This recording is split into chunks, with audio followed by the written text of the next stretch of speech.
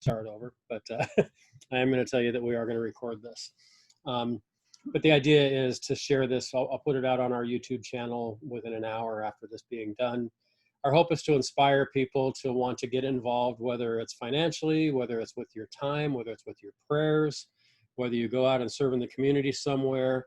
All of us are doing things right now. And I just ask that, for this meeting today to be a success, I think what it means is that we all ramp up our motivation to just step up a little bit. So with that, we've got several foundations that we've identified that we're going to start or talk about today. I know that Nailing It for America needs to leave shortly, so I'm going to tee it up to them here in just 1 second. After that, we'll go to Corazón de Vida, Mayumi, your organization, and then we'll go from there. So the idea is that each organization will share just briefly what are they doing. Don't get too much into the detail of how it started, because that could take our whole meeting. But what's been the impact to this point, and most importantly, how can we all help you?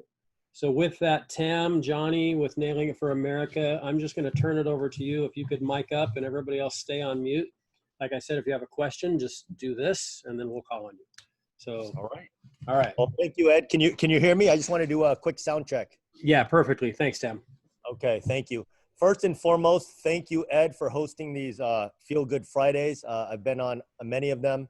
What you and Lorianne have done is really made us feel connected in a time where it was easy to disconnect in these stay-at-home orders. So thank you for that.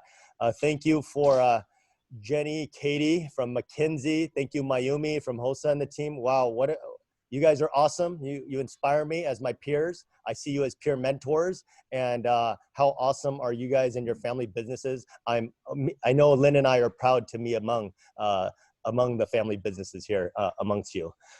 Today, I also, we are being hosted at Whale Spa, where the Nailing It for America team is currently sitting.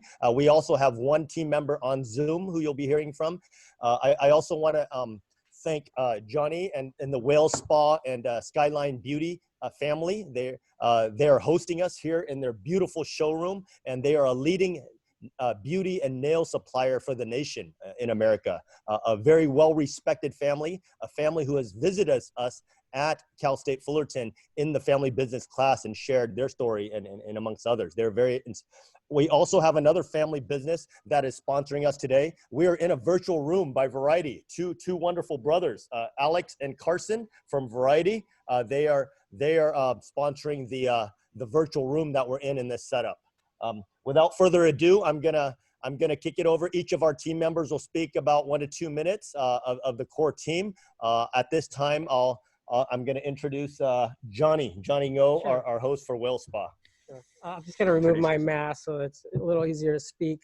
So I was actually gonna talk about how Nailing It started, but Ed mentioned that we didn't really want to talk about that too much. But I don't have much to say, except I really thank you guys, thank Cal State Fullerton, everyone here. We've been blessed with what we've been doing for the community, and the community giving back so much to us. So we really appreciate that, and we're very proud of our community. So thank you so much. Johnny, go ahead and share a little bit if you'd like to about how it started. Yeah, share a little. Sure. So, well, we basically, Skyline has, we're in the nail industry, and just the nail industry just happens to have PPE just by way of the nail salons, right? So we had quite a bit of PPE in stock since we're a wholesaler, and Tam reached out to me just by chance, and it was just, the timing was just wonderful, because it was just before I was trying to figure out what to do with this PPE, because our plan initially was to donate the hundreds of thousands of PPE, masks and gloves, to OC Healthcare Agency. And then they're just going to distribute it. But I know that it seemed like the nurses and the doctors weren't getting these PPE equipment in their hands to use. So I spoke with Tam, and we just started nailing it, basically, and it's been absolutely amazing. I mean, Tam has been such a great leader. All these contacts, all this extra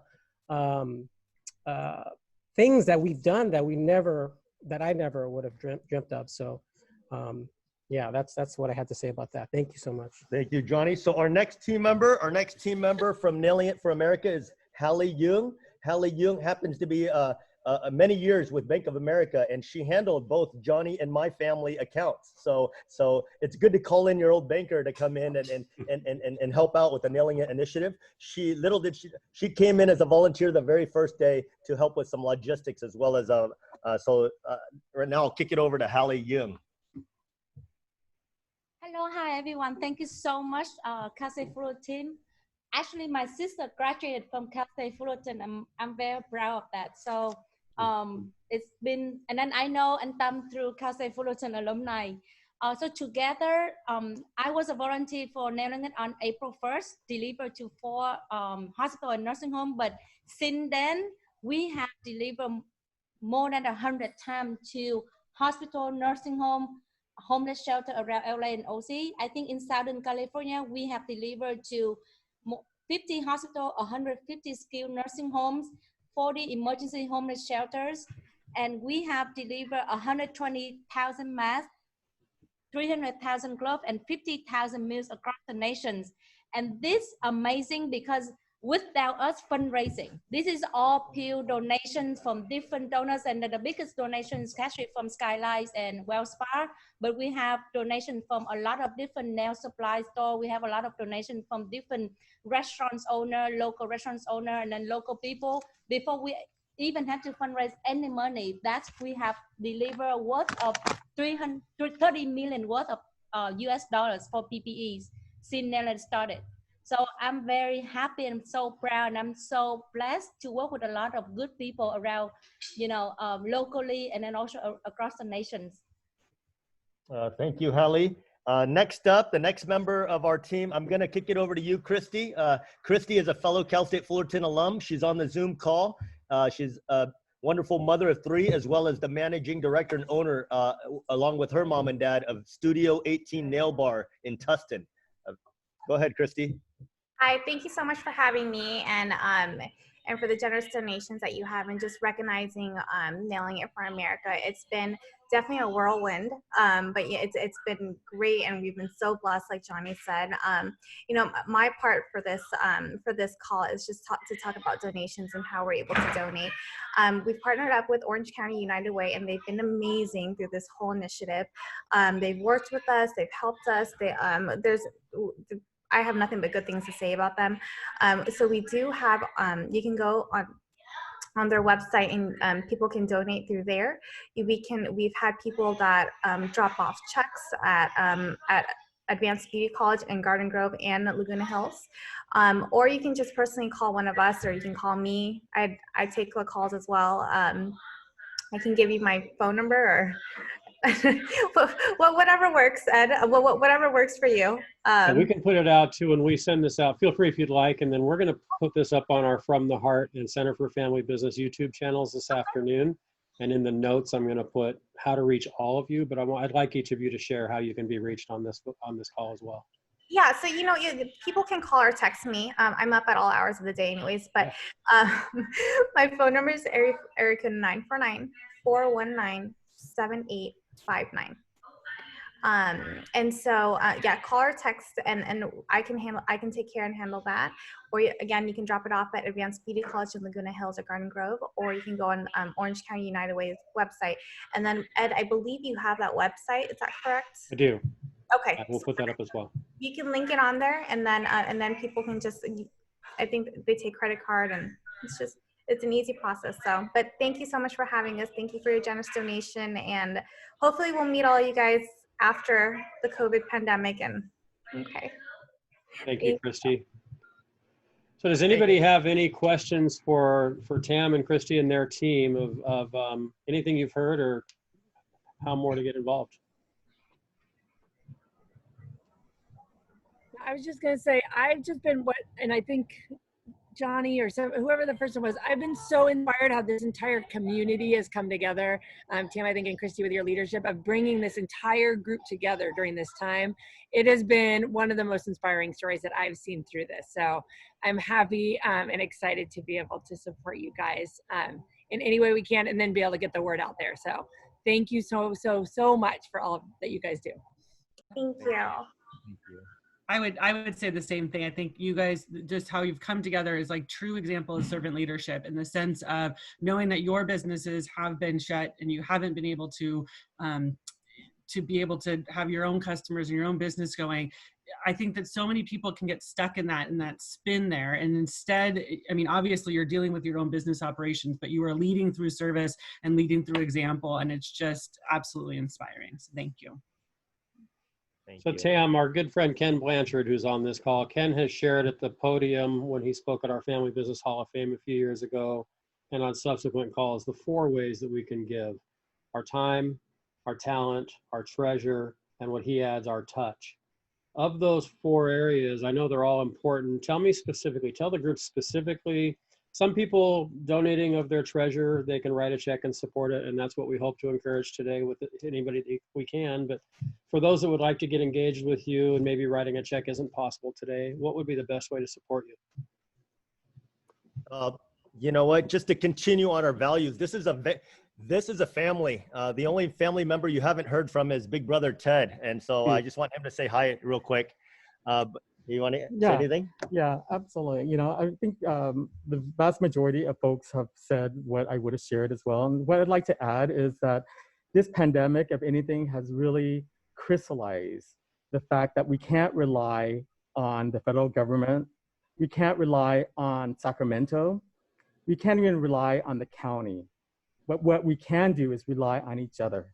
We can rely on each other as friends, as neighbors, and as family members. And we can trust each other that we'll do the right thing. You know, obviously you folks have experienced like all the different types of so-called expert opinions about this. Don't wear a mask. Wear a mask. Don't gather with more than 100. Don't gather with more than 20 people. Don't even gather. And it's been so frustrating. And we've seen it. And our philosophy isn't just about doing good things, but doing good things immediately. And it's not about carefully orchestrating everything so that you look good. It's about doing the right thing at the right time for the right purpose and intent. And we're doing exactly that. And I think everything that I've experienced this moment has really crystallized the fact that we, not them, but we are in it together. And it's not us versus them, it's us together that we will conquer this. And we're not gonna conquer it with politicians. We're gonna conquer it with each other and our brain power and our hearts. And that's my message to you, and that we've been able to lead by doing, by service. And we hope to continue to inspire other people to do exactly that. For us, it's not about power, it's about service. And that's where I want to leave it. And that's where my heart, my mind is, especially in the issues that we're confronting at this very moment. Thank you so much. Thank you. Thank you, Brother Ted. Inspiring words by Big Brother Ted. It's truly been a family affair, Ed. As the great Dr. Blanchard says, time, talent, treasures, and touch. I would add a 5th T to this that has driven our team, and it's trust. Our trust for one another, our trusted relationships that we had pre-COVID, we relied heavily on that. And because of that trust that we all had for each other, we put ego aside, we put power aside, we put money aside. Everyone just trusted each other. We stayed in our lanes and we led. We led as a team of 5, and we led through community collaborations. And through that, we had an abundance of love. We had an abundance of kindness, and we were grateful each and every day. Our group message is incredibly positive and inspiring. And so because of that, we are closer than ever. Although it took us a month and a half to physically see each other throughout this process, almost 2 months, we all worked within our own homes. We all worked within the community, and each of our personal circumstances, we trusted each other and leaned on each other heavily. So thank you. So Tam, is there still a real need for even the homemade masks? I know back when we were really frantically almost really stepping up and making masks and getting them. I shared with my cousin in Rhode Island about this, and he ordered supplies for me to make them. And because there was such a demand out there, I just now got 2 big rolls of the elastic and a box of materials to make it with. But so anyway, can you share with us the need there as far as that type of service? Is that still something you need? Yes, yes. So I'd like to share. I'm going to ask for permission to take off my mask here. I do want to share with you, Lorianne. First and foremost, Lorianne, you, Ed, Jenny Dinnan, and her husband Dave came on early from day one in this. So thank you. I can't help but remember the people who came on day one before Nailing America existed. And I have to share with you, the need of the most vulnerable in the community has evolved. From the story when Johnny said we were doing this for the healthcare workers, the doctors and nurses in the ICU and ER who didn't have masks because it wasn't getting to them. That was number one. It evolved into a second segment of our frontline workers where we were delivering to our police departments throughout Orange County, through our fire departments because they weren't getting it. And then eventually they got it and caught up. It eventually evolved into your skilled nursing facilities, our 58 skilled nursing facilities in Orange County, as well as 100 throughout Orange County. Throughout Southern California with Inland Empire and in LA as well. They weren't getting it, the skilled nursing facilities. And so we were getting it to them. Of course, the 30 homeless shelters, the emergency homeless shelters weren't getting them. It's still a tremendous need and we had to get it to them. Fortunately, they're starting to get them. But here's the last part. That where we really need this. It's our family businesses. It's our nail salons that have given out throughout this whole time. And as they've given this throughout this whole time, they are hurting now. And they're the ones that got PPP last. They're the ones that are misclassified as independent contractors and hurt through this. They're the ones trying to figure out between family members right now to get back. If we're going to give it, let's give it to those who need it now. It's not the healthcare workers anymore. It's not the skilled nursing facilities anymore. It's not even our police departments anymore. Let's give it back to our family businesses who helped us from day one. It's come full circle. I would love to make a request and a plea to help our family and save our family businesses. Thank you. And you got it. Thanks, Thank Tim. you, That's great. Gloria. Appreciate that message. So, any other things? Any other questions? Again, as we go through, I'm not hosting this like a telethon by any stretch. Don't get me wrong here, but if you would like to make a donation of any kind, Tam, what's the best way again for them to reach you and your group? Yeah, no, this is a tight-knit group with family business. My cell phone number, I'm happy to give. My cell phone is 714-390-9312. I'm also happy to share my email. Ed has my personal email, tam@advancedbeautycollege.com. Can we share a video real quick to wrap up the Nailing It for America presentation today? Yeah, do you have it on the computer? I'll make you a co-host and you can put it right on the screen for us if you'd like, or are you doing it on there? We can just show it to you. Okay. It'll be easy. Sounds great.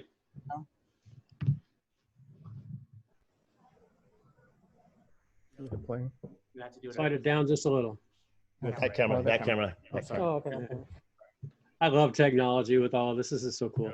And then the volume too. There you go.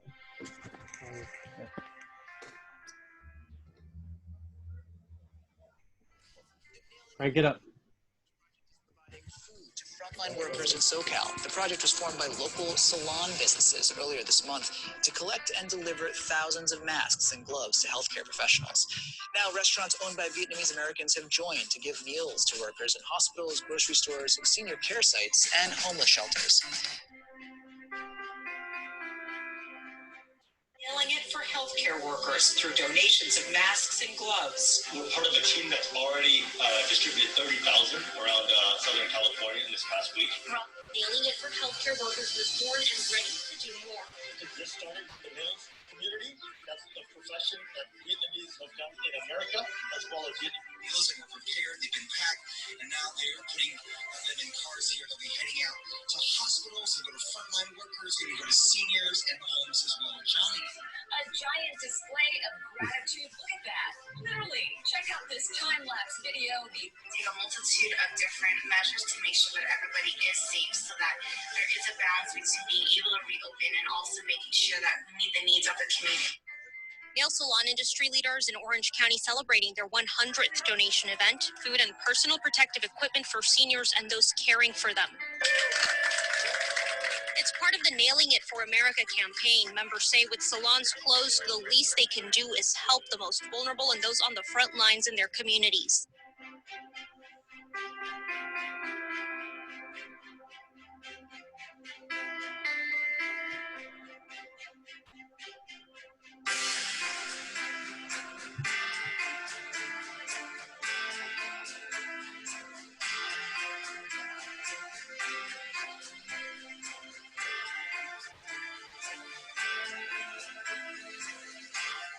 We're going to continue to work with the governor's office to find mutually acceptable policies and procedures that allow them to open up in the right time frame.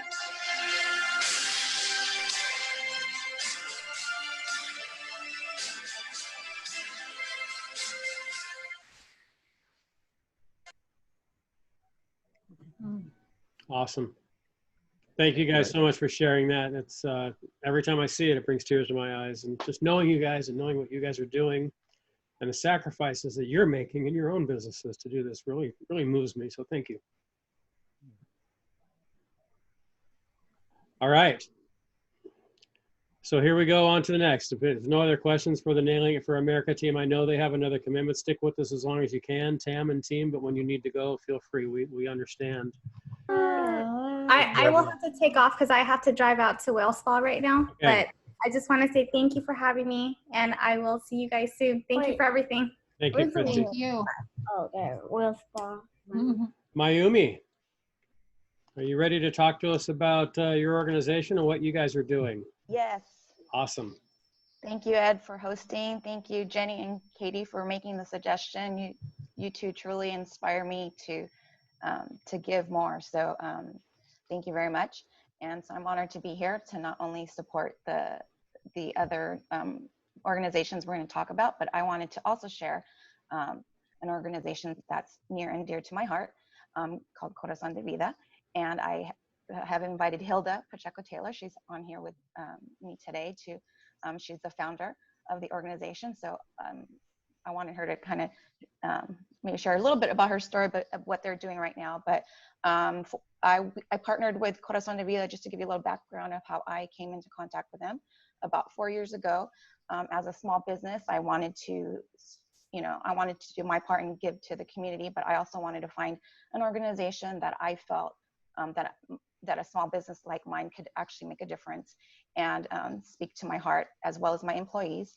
And we decided to choose different organizations that supported music, because we sell musical instrument cables, so we're in the music industry. So whether it's music, and the other very important group that we wanted to support was children. So whether it was children in music or children, those were the areas that we wanted to give to. So Corazón de Vida is an Irvine-based nonprofit, so they're here in Orange County. But what they do is they provide life-sustaining support to abandoned and orphan children in Baja. So on the border here, they support. So Mexico or Baja does not have, social services. So it's private organizations and companies like ours that support these children. And Hilda's story is amazing. She actually spent some time growing up in one of these orphanages, and that's kind of how she started Corazón de Vida. So I want to give it to Hilda to, she can share the story much better than I can. But it's been an amazing experience. Also, I just wanted to also say that Ed and the Cal State Fullerton Center for Family Business has been a huge supporter of not only me, but Corazón de Vida. So I really appreciate any time that I've been participating in events. I've reached out to my family here, and they've been very generous, especially Ed, reaching out to his contacts and supporting the with the fundraising. It's been a huge support to me and to the organization. So thank you so much. So with that, I'd like to introduce Hilda Pacheco-Taylor. Hi, Mayumi, everyone. Thank you so much for this amazing opportunity to share with you about Corazón de Vida. So, can everybody hear me okay? Yeah, it's great. Yes, okay. So as Mayumi mentioned Corazon de Vida is an organization that's focused on supporting orphan and abandoned children in Baja, Mexico. So we focus on Tijuana and Ensenada area. We're based in Orange County. And so a little bit of background, my siblings and I were fortunate enough to grow up in one of those orphanages. As Mayumi mentioned, Mexico doesn't have a foster care system or a welfare system. So the only way to help children in need is through a network of orphanages. And I'm sure you probably all have heard about the orphanages in Mexico, or maybe have even visited orphanages in Mexico. But the most important thing to know is that these orphanages rely 100% on the generosity of individuals and organizations like Corazon de Vida and every one of you that support.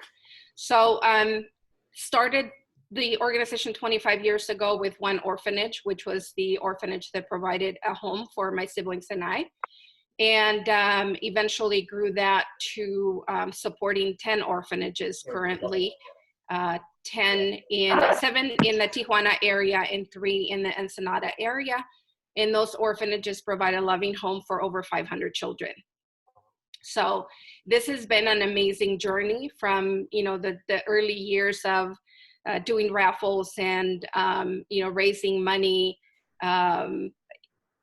basically 24/7 to having so many amazing people join the cause over the years.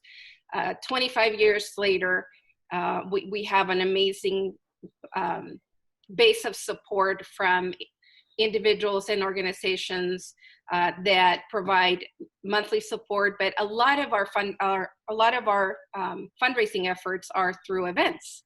So, we've done really great. And as Mayumi mentioned, I mean, she's been on the host committee for one of our biggest events every summer. And that event would bring in $200,000 a year in funding. And then another big event in San Diego, another couple hundred. So that's currently has been about 40% of our fundraising to provide for these orphanages. And so you understand kind of how we work with the orphanages is we provide liquidity to these homes. We know that there were other groups that would come and visit the orphanages and bring clothing and bring toys and bring supplies during the summer, during the Christmas time. The thing is that it's not a consistent support most of the time. So we really wanted to make sure that the directors knew that they had at least a certain amount that they can count on every month to pay for staff or to pay utilities, to buy food, to buy the items that they don't get donated. So they may get rice and beans donated, but then they need, tomato sauce, they need oil for cooking, they need other things, fresh vegetables and stuff like that. So we've focused on providing that to the orphanages. And every month, we have a commitment to each of the homes, depending on the size of the orphanage. And we transfer the funds every month through a debit card system here in the US. We're kind of grandfathered into that. You can't even do that nowadays, but we've had this account with our bank for 25 years. And so we've been doing that where we get a card for each of the orphanage directors, and then we're able to provide the funding right away. So there's no lag and no issue, especially right now, since we haven't been able to even see the kids for the last 2.5 months. And one of the ways that we really connect our donors and volunteers with the children is through actually visiting the children. So we've been hosting monthly trips to visit the kids for 25 years. So anybody who's a sponsor can participate every month, can participate, whenever they want to, come see the kids. And for us, it's really great because they create that bond and that connection with the children, but also they're able to see exactly where their funding is being used, what the needs are, and really see the transparency of support. About 8 years ago, we started also providing scholarships to the kids that were aging out of the orphanage system. Our focus from day one has really been to to break that cycle of poverty that, causes abandonment, with kids. And so we started to provide assistance to the kids that were aging out of the system. And basically, telling them that we can continue to support them as long as they continue in school. So either technical school, university, and most of our kids go to a public university in Baja, which is a very, very good university. We've had about 70 kids go through that program in the last 8 years. We started with 3 the first year. And of those, 30 kids have graduated. And we're talking about these have graduated with degrees in nursing and psychology, attorneys, architects, you name it. It's the gamut. But we really see that most of them will go for areas where they can be of help. So they want to be psychologists or they want to be attorneys, because the kids that are at the orphanages, they are actually still a ward of the state. And so they have an attorney that's assigned to them, and they may only see the attorney once or twice or 3 times during their lifetime, the time that they're at the orphanage. But they see that, and the psychologists that work with them as the people closest that are there to help them. So they kind of see that as the way that they can also help in the future. So it's actually a beautiful thing to see, and to really think about what the future is going to be like for everyone, for children in Baja and in Mexico in general. I see a time when Mexico will have the ability to support the children, because they're going to demand it, and then they're going to create that for the future. So it's really an amazing thing to see. And I hope that when we're able to resume our trips back to visit the kids, that you can all join us on one of those trips. As Mayumi mentioned, they're a sponsor. They've been a sponsor for 4 years, and it's really great because their employees are really involved with the kids. A lot of them had visited and have seen the kids grow in the last 4 years. So it's amazing to be a part of something that you're supporting and be that close to it. So we're really blessed to have their support. Some of her employees are also monthly donors to the foundation as well. And that definitely helps with the stability of support to the orphanages. Actually, Blanchard and Dr. Blanchard has been a supporter of the organization as well since 2013 through one of their employees that started participating with Corazón de Vida, Pam Lagnus. And since then, since 2013, they've provided some funding also for the education program with Corazón de Vida. Elda, thank you for that. A couple questions for you, but just a quick experience. Mayumi's invited us to go the last couple of years to what they call the Noche Blanca, which means, for those of you who don't speak Spanish, that's white night. Has multiple meanings, obviously, I think. But I've moved to tears very easily, as you've already seen on this call. But one of the highlights of that event for me each year has been when you see these kids who grew up with nothing walking up on the stage and saying, I'm so-and-so, and I'm going to go to Harvard University to study medicine, or I'm such and such, and I'm going to USC to become an engineer. And just to see what they're doing is just phenomenal. And I can't encourage everybody here enough to have that experience. It really is life-changing. So thank you, Mayumi and Hilda, for giving us that experience. And we're really excited to get down there and see these orphanages when we can. How can people get involved specifically? What's the biggest need? What can we do? So there's a couple of needs, or several needs, but obviously the biggest one right now is fundraising. And the best way to participate is to become a monthly sponsor at whatever amount, but that really for us, that's stability. That's, we know we have a certain amount that's going to come in the month, and then in turn we can continue those monthly donations to the orphanages.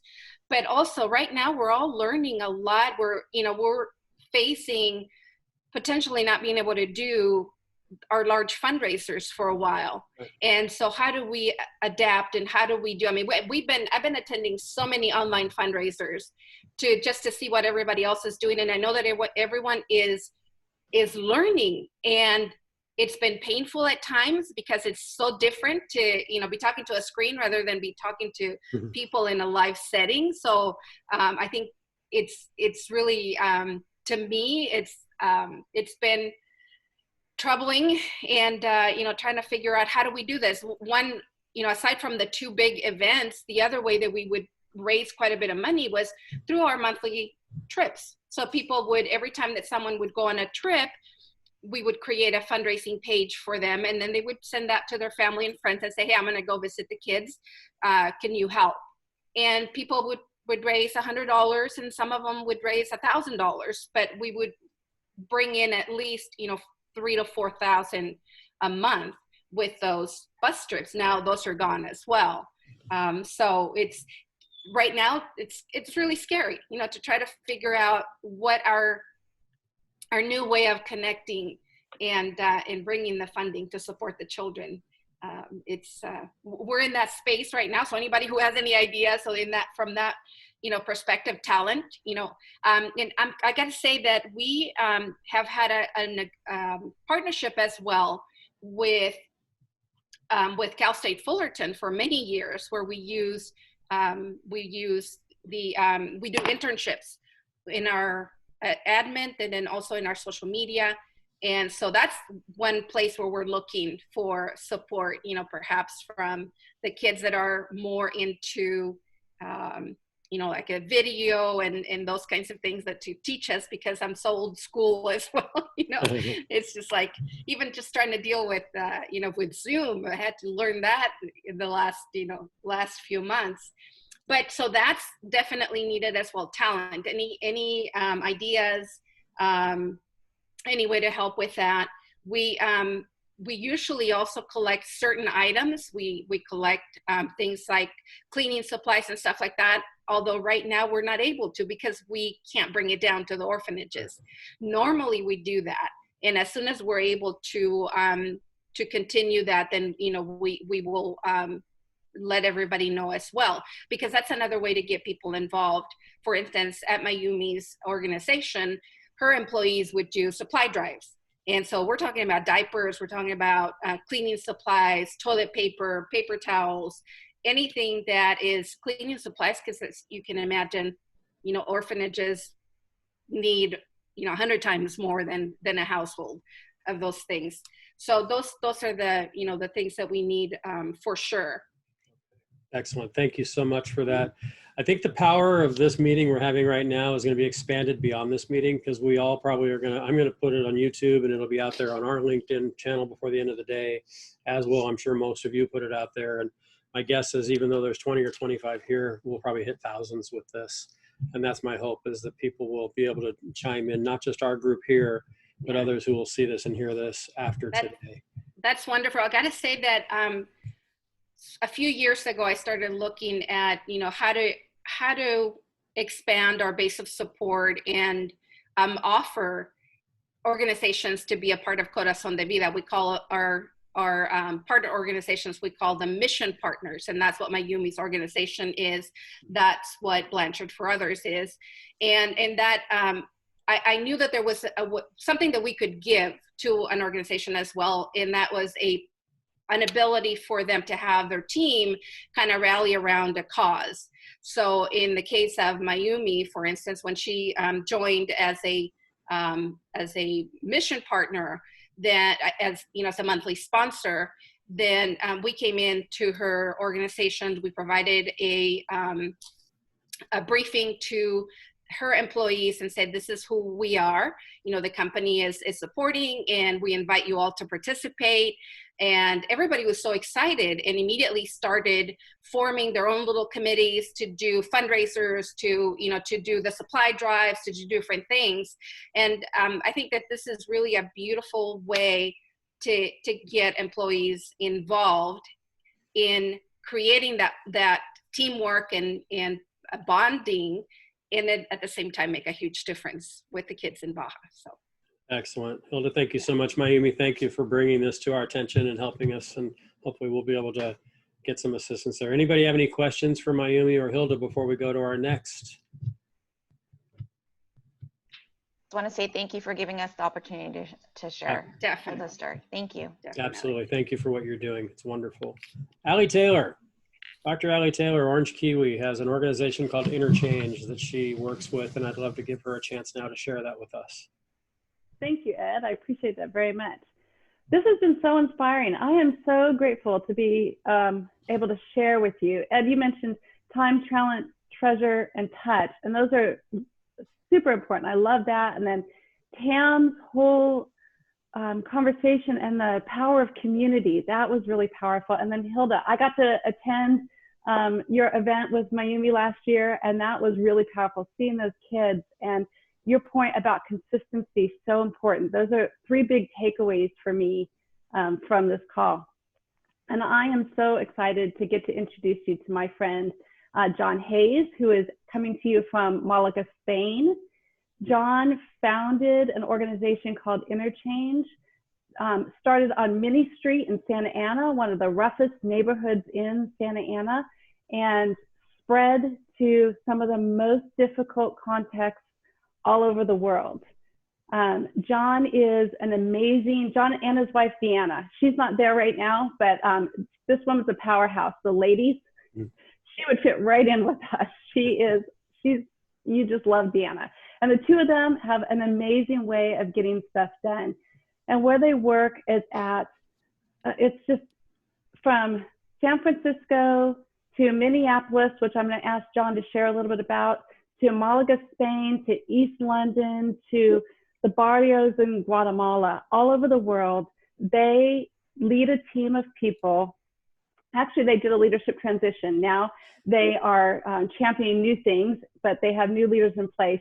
And they live incarnationally among the poorest of the poor all over the world. And in the midst of being marginalized and disenfranchised, and as Tam shared, it's the poorest of the poor that are getting hurt in these times right now. But they bring light and hope and transformation and relationship, and they give their whole lives to it all over the world.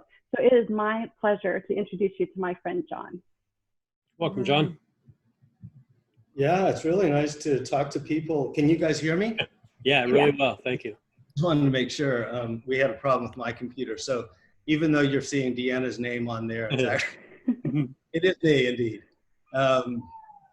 It is really fun to talk to people in Orange County because it is dear to me. And I lived in, I grew up kind of lower middle class, but was a scholarship kid to Princeton and to Yale, and came out of that, started a business in Japan, and I did a number of things that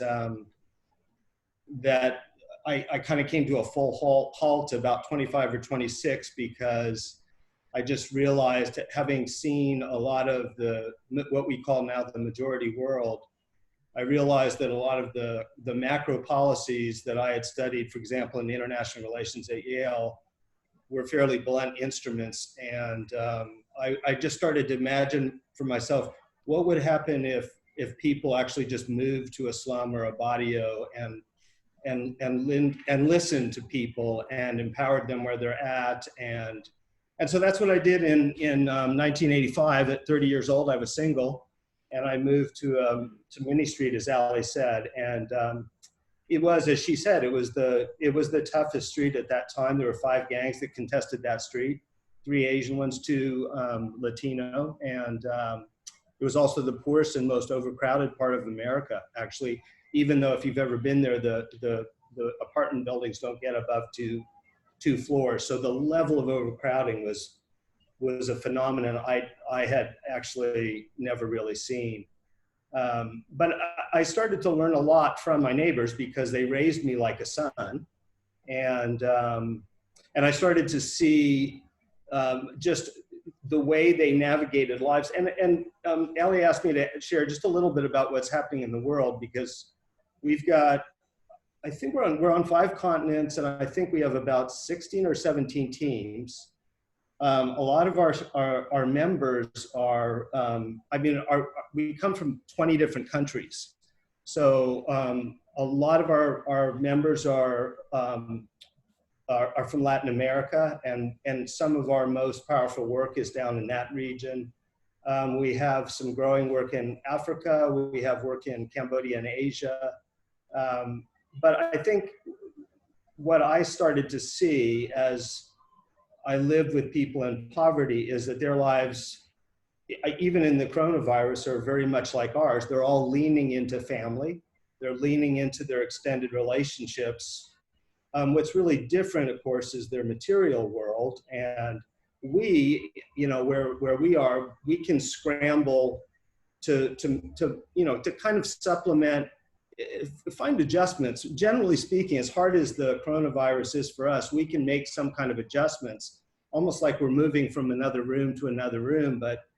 But most people that live in slums and barrios don't have that level of margin. And so the coronavirus has started a chain link of events that are almost like falling dominoes. So even some of the countries like Guatemala and Honduras, where we have staff living in slums, even though those neighborhoods aren't necessarily being hit hard by the virus, governments are generally doing the smart thing, and they're instituting lockdowns that are fairly severe. And what that means then for a person who's living week to week or literally day to day from her little stall that she's selling stuff is that she's now in lockdown, and she has no margin for any kind of a recovery from that. And imagine also, just as, you know, the people that we live among that have their children in school, and suddenly their children are out of school, but now they're facing the digital divide because all of the school has now gone online, but none of them have computers, or they don't have access to an internet source. I talked to a friend of mine who teaches at the American University of Beirut, and he's teaching some young women from Afghanistan, and they of course had to be flown back to Afghanistan during the coronavirus. And he was just telling me it's just a little bit surreal because they're asking me for extensions on their papers because their entire section of Afghanistan has gone through a power outage. So this one young woman has had to walk 11 miles back and forth to her uncle's, to an internet source, so she can actually do her paper. Wow. So that's kind of the what's happening in the world is it's amazing how resilient and resourceful people in poverty are. There's a reason why Harvard Business School and others are actually studying the way slums are configured, because the level of resourcefulness in difficult situations is just amazing. And I think one of the things that we've found in Interchange as a Christian order among poor is that we really do start with the people, and we empower them in directions that they would like us to go. And for most people in slums and poverty and barrios, they've never seen people move in before. So that's a first. And secondly, they've never really been listened to before, because generally people come in and they look and they see all the legitimate gaps and immediately try to think about how they could fill those. And they don't realize that in the process of doing that, they're now doing an outside in kind of a rehab on a place, as opposed to a more dignifying inside out approach. So yeah, I mean, I think this is probably very different from maybe what you were expecting from me, but yeah, I feel like I have the most, I mean, it's a difficult job. There's a lot of people that we bury a lot of people in slums and barrios. I mean, I've just come off of a very real phone call with my entire team in Minneapolis that is just about a block or two from all of the main action, you know, on Lake Street. And I've been there for years, and we're watching buildings come down on TV, and they're watching homes come down. And the emotional resonance is different. There's you can't put a group hug around that. Let me just say that. So it's been it's a very, very sacred work that we get to do. And I think we're way over our heads in some ways that we're doing it. But but we get to do all sorts of things along the way, from starting churches to rescuing prostitutes to helping people die with dignity in hospice care, because AIDS is sweeping through, say, a community, a township in South Africa. I get to see Africans and Latinos. We have a former guerrilla fighter on our staff who never went past the 3rd grade because he started fighting at that age. And he's one of our senior leaders in Interchange, and he's just a stupendous person. And he's living in a barrio in Honduras and raising his daughter, Belen, and he and his wife during this coronavirus, because people are living so hand to mouth. We are now, a lot of my job is coordinating, doing what we seldom do, which is actually give relief to people. So this week alone, we helped at least 500 families not starve to death. I don't know how else to say it, really. It's that critical, especially in Central America, because even where, like, for example, in Guatemala, a country I know very well and have a lot of staff there, you know, the government, fortunately for Guatemala, the president is actually a medical doctor. And so he understands the coronavirus. So he's allocated a lot of resources towards food and basics and other things. And he allocated that about 6 or 8 weeks ago. And so far, only 1% of that has actually been spent. Most of it's been siphoned off. And so literally, I have a team, for example, that lives in the garbage dump community in the center of Guatemala City. And Fito and Nancy are in the process of keeping 50 families going. It's not our normal gig to do relief, as I said, but I think one of the reasons why it's so powerful is because we've been neighbors in that context. So it's so when Fito and Nancy come to your door with either a food voucher or a food, you know, a bag of food, it's a very different experience than having to go wait in line somewhere in a kind of more clinical way and get your bag of food or your whatever. It's a much more personal thing. So it ends up being a relational win all around. But that's kind of that's a little bit of what, so we're doing a lot of things right now, I'd say, that are quite different from our normal activity in the slums and barrios, or working among refugees. But we're doing that because a lot of the macro systems are just broke down. And so we're doing it for that reason. So that's that. I don't want to, I know you guys are busy and I appreciate even being on the call. But I probably, you know, could say more, but maybe it would be good to open up for questions if you like, or. Yeah, we appreciate that, John. And we'll make sure that we also have all of your contact information and how we can get in touch with you and more specific to the needs that you may have. We do have 2 other organizations I want to make sure that we highlight here, and then open up for just any discussion and questions from anyone with the remaining time. We have about 30 minutes. So if there's any questions now. All right, I'm going to go to Kira, and then we'll wrap up, Katie, with you, if that's okay, in that order. So Kara Bruno supports an organization called Share Ourselves. I've been talking with Kara, and I've been seeing her on LinkedIn and seeing her all over the news and things that she's doing. So Kara, take it away.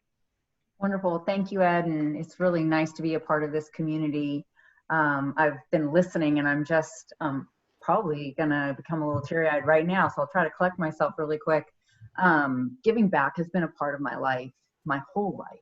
And 25 years ago, I started giving back to Share Ourselves because the doctor who delivered my babies happened to be a doctor who supported Share Ourselves in their medical clinic to people who are underserved in our community and specifically in Orange County.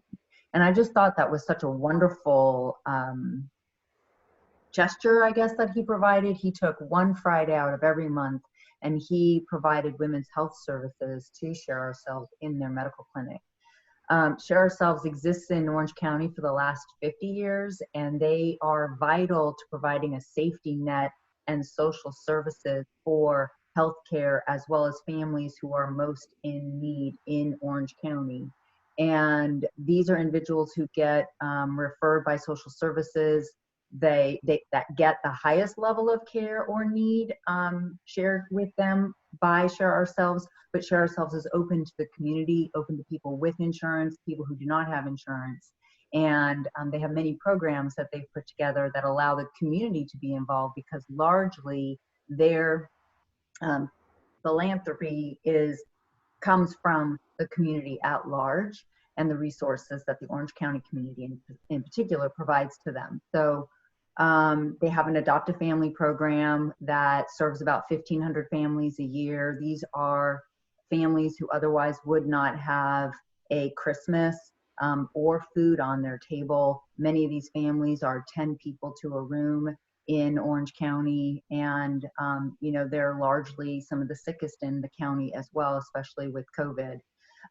They're responding to the health crisis of COVID, and they're even more strongly impacted because it's hard to fill their food pantry, and healthcare workers are having to stay put where they are to serve the balance of the community. So they have 6 clinics in Orange County that serve these underserved individuals. They have dental clinics. There's a whole clinic dedicated to dentistry for these individuals as well. Their greatest need at this point is for their food pantry, as well, certainly donations. They are an organization that relies heavily on the social aspect of giving. So with the Orange County Fair, they receive all kinds of goods for their back to school backpack program, and they put 4,000 backpacks together every year. And that's not something that they're necessarily going to be able to pull together with the 30 days that they'll miss in July in terms of gathering up those resources. It's also a way to give back to these children K through 12 who don't have that type of, you know, they don't have their school supplies. And so now how do you get school supplies to children who aren't actually going to school? And these children also are likely left out of the education system or programs because they don't have the resources now to go to school. The families are not, their Spanish is their first language, generally speaking. And so it's just, we all know what that looks like in Orange County from an educational perspective. It's a beautiful organization. They treat those who come to them with so much dignity and respect. And when you are on their campus in Costa Mesa, it's not hard to see that the neediest of the needy and the most underprivileged are cared for as though they are family members. And that's really a special sight to see. So for me, you know, my involvement with SOS has been across all of their platforms over the last 25 years. I love the Time, Talent, Touch, and Treasure, and the Trust. They placed in me, I did a video for them last month, no, beginning of this month, to highlight them and the good that they're doing here in the community. And you can see that on our website at fortisrp.com. And anyone who wants to get in touch with me to talk more about Share Ourselves or to be involved with any of their special events or their seasonal programs or to volunteer, I'm happy to put you in touch with the leaders at Share Ourselves and the good work that they're doing. Share Ourselves can be found at shareourselves.org and on Instagram at Share Ourselves. And they're also on Facebook. And my number, if anyone wants to reach out to me, I'm happy to be connected by cell phone, is 949-468-7496. And you can always email me at kira.bruno@fortisrp.com. Excellent, Kira. Thank you so much. I appreciate you sharing that. And we're going to put, like I said, everybody's information out when we send this out as well. So appreciate that. I'm going to turn it over to Katie, who's going to focus on CASA, Court-Appointed Special Advocates. We have a near and dear in our heart to that. My sister-in-law, our sister-in-law, is a volunteer up in Northern California with CASA. But Katie, why don't you take it from here? Thank you. Before I do that, Kira, I actually have had the absolute pleasure of working with or getting to know Kim Sharp, who's their Director of Human Resources, through the Leadership Tomorrow program. So I've been in this 9-month leadership program with her, and she's just absolutely amazing. So the energy that you're talking about, I at least have experienced that from her. So I think that that's amazing. And I want to also, because one of the things that I wanted to do, my hope and intent also out of this session today was to be able to also highlight the amazing family businesses that are doing things. And I do just have to give some major credit to Kira. She's been out in the community so much, delivering food. She reached out to Wing Lamb and has been a part of this kind of food delivery program that with him. And she brought dinner over to the house at the Ronald McDonald House that I'm a part of. And I know I've seen your pictures all around the community and doing that. So I just want to also say thank you, Kira, and to Fortis for what you're doing to really make a positive impact in the community. So that I just thank you for that as well. Thanks so much, Katie. I appreciate it. Thank You're you. welcome. It's really been a whole, if I could just say one thing, yeah. The ability to give back in this time has probably been the life preserver that I needed to keep going. It's a challenge out there, right? So to be able to do good does so much good. And so it did start with the Ronald McDonald House back in April. And then I saw that as this opportunity to have like a little life vest and to go out and also use my influence in the community to give back and to spread the word. And so it has been a really remarkable experience. So, but thanks, Katie, for that. Yeah. Well, and I will 100% agree with that too. For us in the very beginning, when this whole thing happened and I was feeling crushingly overwhelmed and all of that. And then that's when I said to Jenny, we got to just do something. I just want to do something because I want to know that I can do something to make an impact for somebody where today I feel out of control. So what can I do? I can do something, I can donate. And that's where for us, within the first 10 days of this lockdown, we donated to the Ronald McDonald House, which, and I will get to Susan Kenny, who will bring her fun energy here in just a second about CASA, but another one company, family business that's a part of the center that I at least just want to give a shout out to, even though they're not on the call today, but the Ayers Hotel or the Ayers family is a locked partner with the Ronald McDonald House, where I'm blessed to be on the board and co-chairing their capital campaign. And Gary Moore, who's from ATI, is our board chair. But the house had to, shut down. There's 2 families that have been in the house this whole time, and it happens to be 2 families with 2, I think it's 8-year-old girls. So at least these 2 girls have little buddies to be playing with. But any other family that needs to still come to Chalk to get medical attention, they're now being able to stay at the Ayers Hotel for, I think it's like $60 a night. I mean, they're giving such an amazingly discounted price, and that's what Jenny and we then donated $10,000 to cover that expense so that the house didn't have to pick that up.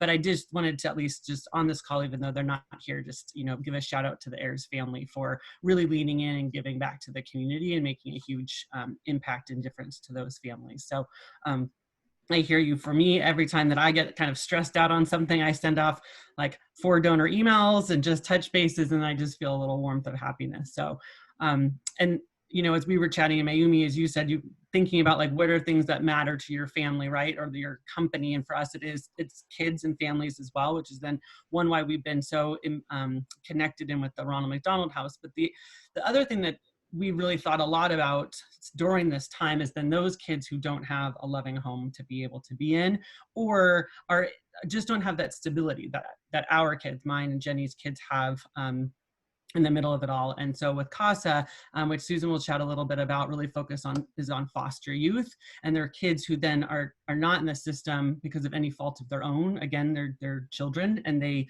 needed to be taken out of their original home situation, and these kids again don't have that sense of stability. And so CASA is an amazing program that Susan will chat a little bit about, where then they partner this foster youth with an advocate who then, if they move from foster home to foster home, their advocate stays with them. And again, that's kind of what you were chatting about, who's there for these kids throughout the life cycle that they are when they're in the system. So I'm going to pass over to Susan to share a little bit about what they do and the amazing impact that you're having on these children. Thank you. Thanks a lot, Kira. You got all emotional, then I got all emotional. Not that I wasn't already. There's so many people who are on this Zoom today that I have had the great pleasure of meeting and working with. Obviously, Katie and Jenny being 2, but Kira, Ed has opened up his big heart and has included me in a lot of different opportunities to be able to talk about the organizations that I support. And so thank you all for giving me this this chance. And this conversation kind of started, Katie and I have been trying to do happy hours. If we haven't done them weekly, so don't call in, the wine police on us. But we have been talking about how exactly what she said, like what is it that everybody else is doing to kind of make it through this, and I had the great fortune of being on a call last week with a group of my nonprofit peers and just information sharing and how can we help each other, because I've been doing fundraising for a very long time and I've never experienced anything like this before. And so I have the best job in the world, and it doesn't matter if I'm with CASA or Ronald McDonald House or whatever nonprofit I'm supporting. I have the best job in the world because I get to see the best, the greatest, the best in people every single day. So people who are making it a priority, I'm getting emotional, like Tam, and all of you who are making it a priority to do something bigger than themselves, especially when, oh my goodness, especially when we are all going through so much. So thank you all. And so now on to CASA. So I have the great pleasure of working for this incredible organization. And thank you, Ed, for, bringing up the fact that you do have a family member that supports these kids. So what we do is we provide a mentor advocate for children that are in the foster system. Our acronym, which makes it easier to say, is CASA, but we are court-appointed special advocates. So children who have experienced neglect, abuse, or abandonment that have been removed from their homes, they experience isolation. So think about all of us when this all started, how isolated we felt and how scared we felt and what was going to happen. Well, we've been dealing with that, just since, March 13th. These kids deal with that every single day of their lives. And so we have the opportunity to bring these amazing, kind-hearted volunteers into our system. And they go through training. This is not your, typical volunteer opportunity, but they go through 30 hours of training, and then they are matched with a youth, a one-on-one match, that they then can be a part of this child's life. There's a lot of kids who just don't have the consistency. Allie brought up consistency. That's all we want, right? Any of us really want, or any of us really need, but they are oftentimes moved from home to home, maybe shuffled along with some family members. Maybe they, believe it or not, there is if a child is placed in a foster home and that foster parent decides that it's not working out, they can make a phone call and that child is removed immediately. And so the kid could go to school that morning and then at the end of the day be picked up and taken somewhere else. And so with that sort of inconsistency of the system that can happen at any time to this child, we provide somebody who can be there to call them or be there to show up at the new place or to take them out for ice cream, to kind of talk them through it, just to get a handle on what's going on with this child's life. So then we can present that back to their social worker, to their attorney, and to the judge that's handling their case to paint a picture of this child. The system is completely overburdened. There are over 3,100 children in Orange County that are in the foster system right now. And the reality of COVID-19 is that there are going to be a lot more kids in the system when this is all said and done. They have been removed out of the watchful eyes of their teachers, out of their soccer coaches, out of their church congregation, and they are at a home where we all know it can be incredibly stressful in the best of scenarios. And these kids are dealing with, situations that are not fabulous. And so we have been able to pivot all of our information sessions as well as our training sessions online, which is great. We've never done that before. And so we are actively recruiting people and training people. And we just swore in 36 new CASAs via Zoom with a judge. Everybody have their hands up. Nice. So that when we are ready to go, or when, the restrictions are lifted, these amazing volunteers will be matched one-on-one with a child. And so the stories that come out from all of this, you know, the lives that have been changed by having somebody who can be a mentor for them. So, you know, we hear these stories about the advocate will take their child to a restaurant and the waiter will walk up and say, "What would you like to eat?" And the child says, "What do you want to know for?" Because they've never experienced being at a restaurant. Or having somebody, you know, a child who, or, you know, an older non-minor dependent who will call their advocate and say, well, I got a job, but they're not paying me.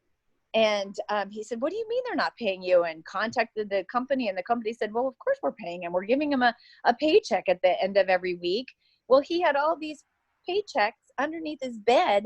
Thank God he didn't throw them away, but he didn't know what it was. He didn't know that that was money to take to a bank to put into a bank account. You know, so these people, not only are they giving them life skills, or our advocates are giving them life skills, then they have the advocacy part of it as well. So if a child says or is struggling, you know, in school, and they have this advocate that can call their social worker, or call, even some of them are very involved with their IEPs, their education plans, and can be a part of, hey, look, why don't we give this child some tutoring? Or they're really sort of struggling socially but love soccer, why don't we put them into AYSO? And so it's just somebody who is acting on their behalf in a consistent manner that really honestly can just change their entire story. And so we are blessed to have over 700 CASAs right now. We have over 500 existing matches with about 200 more people who are kind of coming off of their current cases and maybe waiting to take on another case, or maybe taking a break. But we have 156 kids right now who do not have a match. They are on our waiting list, and that was stopped. We actually have 90 CASAs waiting to be matched, so we could have taken that waiting list down quite a bit, but it was stopped because of COVID. But again, as soon as that door opens, we're ready to make these matches. And then the courts will be able to start referring more and more kids to us. The court refers the worst situation of the worst to us. Like, some kids of those 3,100 may be in a nice situation. They may be living with an aunt or an uncle or something like that. They have family and they have support. But the kids that we're really working with, they really have no one. And so the way that you can help us, if you are so inclined, is to sit in on one of our information sessions. I will give the link so that Ed can put it out. We have them all the time, so you can learn a little bit more. And if you are at all interested or have the time, it is a 30-hour commitment for training. But it is we only ask at a minimum that you meet with your child for 2 times a month for a 2-hour meeting. And then that you attend court with their social worker twice a year. And, you know, that's at a bare minimum, and that's usually not what happens. The relationship gets to be stronger, and they start to spend more and more time together, and they're texting and that sort of thing. And then there's also the court reporting, which would add to that sort of 4-hour commitment monthly, where you're documenting you know, your visits and sharing that with your case supervisor. And so that is our greatest need, because again, we know that there's going to be so many more kids that are going to need our services and our support. And then outside of that, funding to our largest fundraiser that we hold in March, which we postponed to September, which now obviously is not going to happen either. Brings in a significant amount of money for us that we're not going to be able to get. And so we would be very grateful for anybody to make a donation. Again, I'll forward that information to Ed. So thank you for letting me ramble on and get emotional in front of all of you. But you know, if anybody has any questions, I'm happy to answer them now. Or my email address is skenny, KENNY @casaoc.org. Thank you, Susan. I have a quick question. So typically one advocate will represent one child, or do you ever get advocates with multiple? That's one question. Part two, they're with them until they turn 18 and age out and then get another student. Is that how that works? So we here in Orange County, there are over 900 CASA organizations throughout the country. And everybody, while we are following the same mission and guidelines, they can, make their own decisions, basically a little bit of how their programs work. But here in Orange County, we have made a commitment for that one-on-one match. As a mom of two boys, I know my parenting style with two boys is different than my parenting style one-on-one. And so we have made that commitment that it will be a one-on-one. There may be a few situations, but very rarely, that we would put siblings together with one CASA, just by nature of what's going on maybe with those kids, that they would need some more time together. But really, we try the one-on-one 99% of the time. But those CASAs would be obviously connected to the siblings CASA, so they can arrange times together, to keep that family connection. And then the second question, we ask our CASAs to make a minimum of a 2-year commitment. Okay. Because we do not want anybody to sign up and then say a month later, this is too much for me, I'm leaving. And once again, this child is left with like, hey, nobody's here for me. In fact, we've had one child recently say, you know what, you are the only person in my life who's not paid to be here. So, that is just so incredible that this child had, the thought process to think about that. But so we ask that you make a minimum of a 2-year commitment. On average, the relationships last about 4 years. And that could be a variety of different reasons, that the child was reunified with their family, which we would hope that would be the case, that they were adopted, that the child aged out of the system, or they emancipated. There was a law that was passed a couple of years ago that extended the age for foster youth. So it used to be at 18, where you just automatically aged out of the system and you're an adult. Well, when I was 18, I couldn't adult, that's for darn sure, right? And so we passed a law now that they can go to 21. And so the child has that, they get to make the decision to say, I'd like to stay in the system and get some services.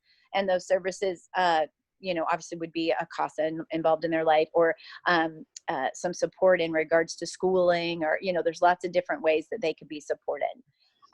So yeah, did I answer your question? You did. Okay. Very much so. Okay. Yeah, go ahead, hon.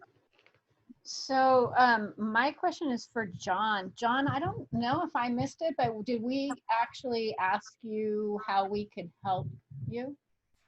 Like, what's your biggest need? I appreciate you asking me. I don't think you did. Generally for us, people change people, and as almost everybody of that have spoken today has kind of said. And so I think our biggest need is, especially when some of our staff members come from the global south, and funding is difficult. If someone were to adopt one of our workers, like living in Honduras, that would really be helpful. And that's probably our number one issue. But we also for people that are looking more for a kind of a project, there's a nutrition center that we're building in Honduras. It's just a huge difference maker, because the kids just don't have enough. So that's one. There's a hospice that we're building for people that are dying of AIDS or TB or different complications, because despite the fact that AIDS is largely eliminated in the global north or whatever, it's still a pretty stiff wind in some of the global south. So those are just some examples, and you guys are well connected to Allie, so you can, I think if I know more about what you're looking for, I can tell you more about what we do. But I appreciate you asking. Thanks, John. I apologize for overlooking that. So I keep her around for a lot of good reasons. We team up nicely. So I appreciate everybody sharing. The impact of these stories is very deep. The reach, like I said before, will go far beyond this call. We encourage you, as we share this video out back to you this afternoon, for you to share it everywhere you can, as will we.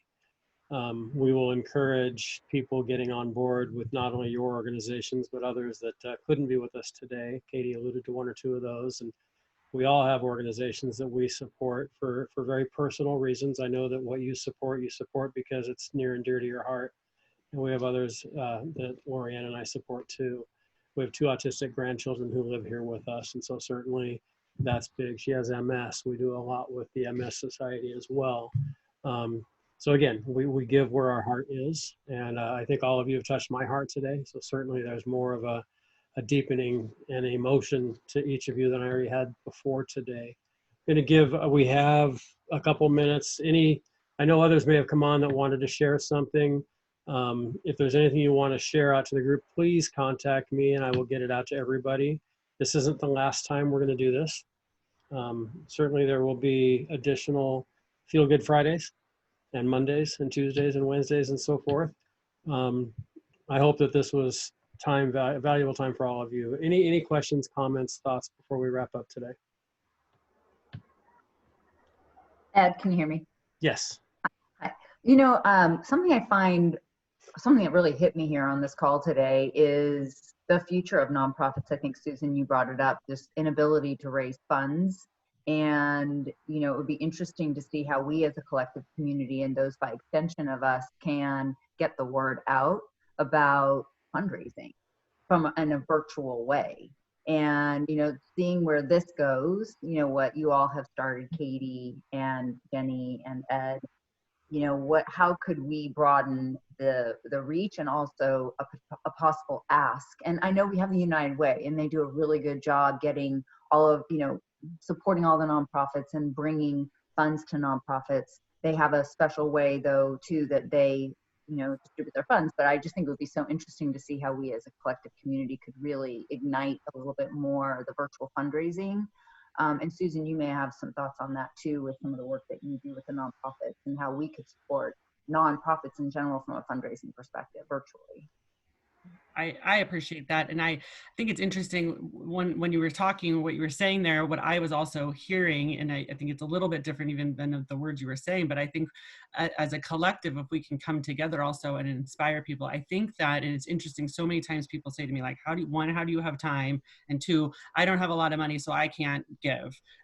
I'm sure every single one of you from a nonprofit on here right now, if somebody committed, like, I love the reoccurring gift idea, if it's $25 a month, I think that there is this misconception on how we can make a huge impact. And so if what we can do, even as a collective, if we can rally people together, because then digitally we can, or virtually, we can raise a tremendous amount of money if everybody realized that they had the power to do something. And if we stopped, you know, getting our latte at one time and we shifted that over or something like that, right? It's where does it then settle in with our values? And so how my hope out of even all of this, I think the world put us in check to remind us that we needed a little bit more compassion for each other. So we all got shut down, we all got sent to our room, and then hopefully we come back out and we can like be a little bit more compassionate, understanding, offer grace, and hopefully out of this we can inspire people too, to be able to realize that it doesn't have to be, it's not that you can't, maybe you can't, and obviously a lot of people can't afford the $10,000 sponsorship at an event or a this or a that, but you probably can do $25 a month to anything. And that's why I always say to people, it can be anything. It can be nature, it's animals, it's this, it's that. I said, what speaks to your heart? And just give something, do something. Yeah. And I would rather have, personally, I would rather have 10,000 people give $1 than one person give 10,000, because now you have 10,000 advocates. Yep. And I think that's much more, the large donations are important, don't get me wrong. Exactly. But if you get, I go to a ball game, 50,000 people in the stands, I think, man, if everybody here would just throw $10 in a bucket on the way out, there's $500,000 we can put towards something. Yeah. And to Hilda and John's point, it's the consistency of giving over time that really makes the true difference. Even, and the small gifts add up to be really significant gifts. So for speaking on John's behalf, for the people that are on the front lines in the field who come from the poorest of the poor, that consistent monthly giving is their lifeline. Yeah. Dr. Blanchard, you've popped back up on the screen. I'd love to give you a chance to share something with us. I know you're on screen because you want to speak, and I want to give you the opportunity as well. Yeah, what I was thinking about is, of course, in the Bible, it's really clear that for those that give, it ends up coming back. My mother always said that to me. She says, now don't give or help somebody else to expect something back, but she says you better get ready because you won't believe what's going to come back your way. And we do two things in our company, which is interesting for some to consider. We have a Blanchard for Others, which is a group of people that are chosen by their peers, and they reach out and find out charities and people that really need help, and they present those to people in the company, and then we pick 5 that year that people give money to. And then we have a give back program where we take a percentage of our profit, which is this year I don't think we're going to have any profit, and give it to the employees to give that out to charities that they have. We write the check, but they tell us where they wanted to give it, and a lot of that money ends up going to the Blanchard for Other groups, and so it's. But I think if organizations that would look at it, is there a way that you can reach out and help in an organized way and encourage your employees both by sharing some money that they can give out, but also creating an environment where they can start to be looking at what's out there that really could use some help.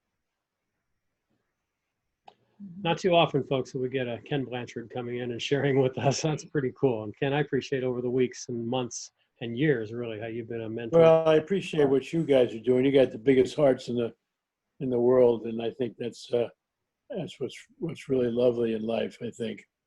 Well, when you weigh 300 pounds and your last name's Hart, you have no choice but being a big heart, right? So, well, we appreciate every one of you and what you're doing, the impact that you're making. I hope that today has been impactful for each of you in at least one way. Katie, thank you for the idea and the support. I know we lost a few during the call for whatever reasons, and that's understandable, of course, with schedules as they are.